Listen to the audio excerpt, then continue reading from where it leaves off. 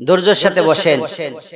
আজকে আমাদের দেশের মারামারি, কাটাকাটি, রাহাজানি, সন্ত্রাসী, যত বেশি বড় গুনাহ এগুলা যুবক ভাইদের মাধ্যমে হয়, ঠিক কিনা বলে? আর এই যুবকেরা যদি আল্লাহর ওলি হয়ে যায়, হযরত ওমর রাদিয়াল্লাহু তাআলা আনহুর মতন হয়ে যায়, আমাদের দেশ শান্তি, ঠিক কিনা বলেন?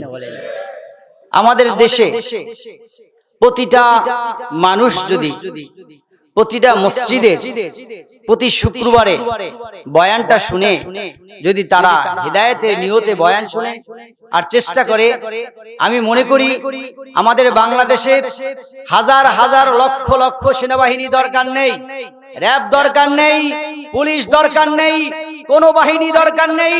শুধু এতটুকুই দরকার, বাংলাদেশে যতগুলো মসজিদ আছে, মসজিদের ইমাম আছে, ইমামের বয়ানগুলো যদি আমরা দিলের কান দিয়ে শুনি আর আমল করি, তাহলে বাংলাদেশ ঠান্ডা হতে একদিন সময় লাগবে না, ঠিক কিনা বলেন?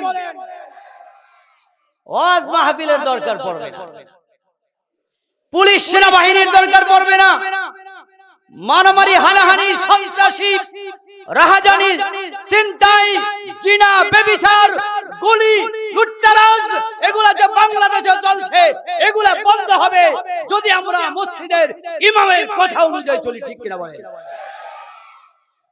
পুলিশ দিয়া, সেনাবাহিনী দিয়া, র‍্যাব দিয়া যদি শান্তি করা যেত, আল্লাহর রাসূলকে পৃথিবীতে আল্লাহ পাঠানোর দরকার ছিল না, ঠিক কিনা বলেন?